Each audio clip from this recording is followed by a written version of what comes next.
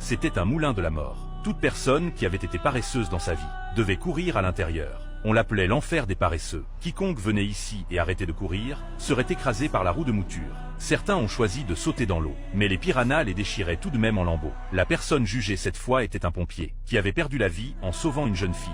En regardant dans le miroir de l'enfer, on pouvait voir qu'il avait sauvé de nombreuses vies tout au long de sa vie. La reine de l'enfer en fut tellement touchée qu'elle se leva et applaudit. Elle n'avait pas vu une personne aussi travailleuse depuis longtemps. La reine demanda au pompier pourquoi il travaillait aussi dur. Le pompier répondit que c'était seulement pour l'argent.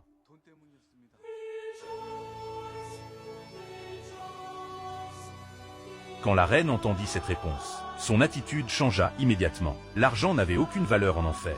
Et de plus, il était considéré comme la racine de tous les maux ici. La reine de l'enfer ordonna donc à son messager d'activer le mécanisme. La radeau commença à dériver vers une cascade. Le pompier se tourna et vit la scène terrifiante en contrebas de la cascade. Le messager de l'enfer sauta rapidement et saisit le radeau. Il ouvrit à nouveau le miroir de l'enfer pour que la reine examine de plus près la vie du pompier. Il s'avéra que le pompier travaillait 6 emplois par jour.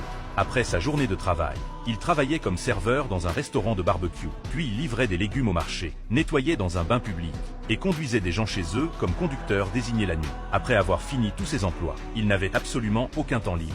Il s'endormait n'importe où. La raison pour laquelle il travaillait si désespérément pour l'argent, c'était parce qu'à la maison, il avait une mère sourde et malade, et un frère cadet encore à l'école. L'argent était sa seule ligne de vie. La reine de l'enfer fut profondément touchée. Finalement, elle le libéra.